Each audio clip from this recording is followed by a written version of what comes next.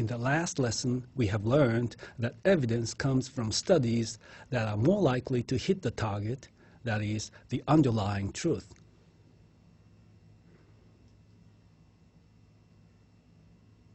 In other words, there is variable strength of evidence, depending on how close the clinical research is likely to be to the center.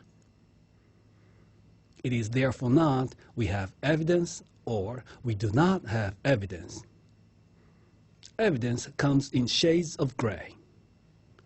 We call this hierarchy of evidence. Hierarchy of evidence for treatment is as follows.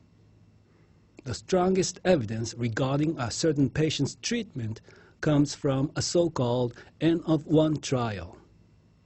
It is difficult to think of an N-of-1 trial in psychiatry. But for example, if a patient with migraine to whom you prescribed a new medication comes back to you saying, "Doctor, I understand your explanation how effective the new drug is, but I feel that the old one works better for me," then you can run an N-of-1 RCT in which that patient takes the new drug and the old drug in a random order for each new bout of migraine. If it turns out that the old drug is indeed more effective than the new one, then there is no stronger evidence that this drug is better for that patient. When we cannot have such individualized evidence, RCTs and their meta-analyses constitute the strongest evidence.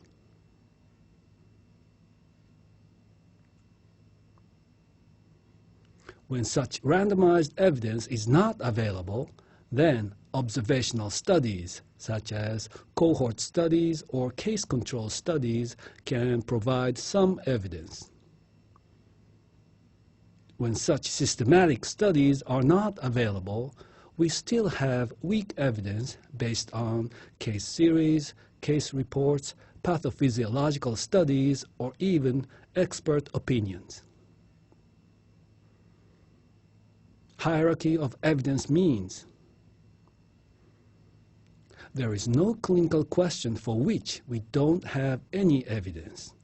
In the least, we may have case reports or expert opinions.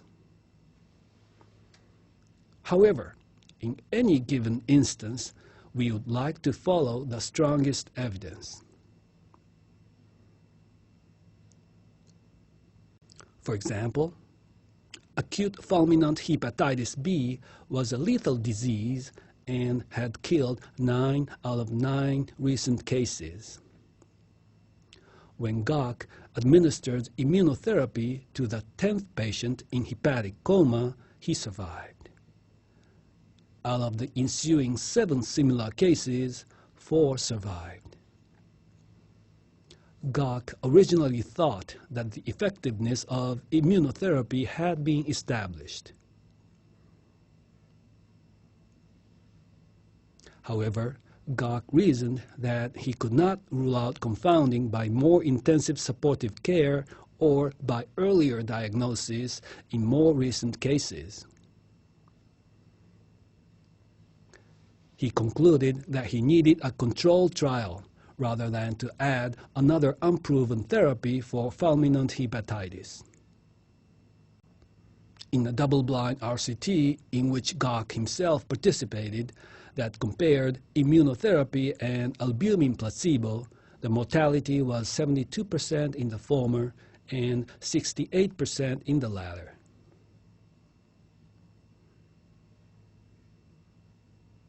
Charles Huggins discovered hormonal influences on prostate cancers in the 1940s. This was the first cancer to be shown to be responsive to hormones, and Huggins was awarded the 1966 Nobel Prize for Physiology or Medicine. At about the same time, between 1960 and 1975, VA Cooperative Urological Research Group conducted a series of RCTs for prostate cancers. When they compared placebo, estrogen, orchiectomy plus placebo, and orchiectomy plus estrogen, there was no difference in overall survival among the 4 treatment groups. A Nobel Prize cannot beat an RCT for matters clinical. Let's come to a more psychiatric example. PTSD has received much public interest after the Great Hanshin earthquake in 1995 in Japan. Psychological debriefing was widely advocated for routine use following major traumatic events during the 1980s and 1990s. In an RCT of psychological debriefing, the intervention group had a significantly worse outcome at 3 years. Those who initially had PTSD symptoms remained symptomatic if they had received psychological debriefing, but recovered if they did not.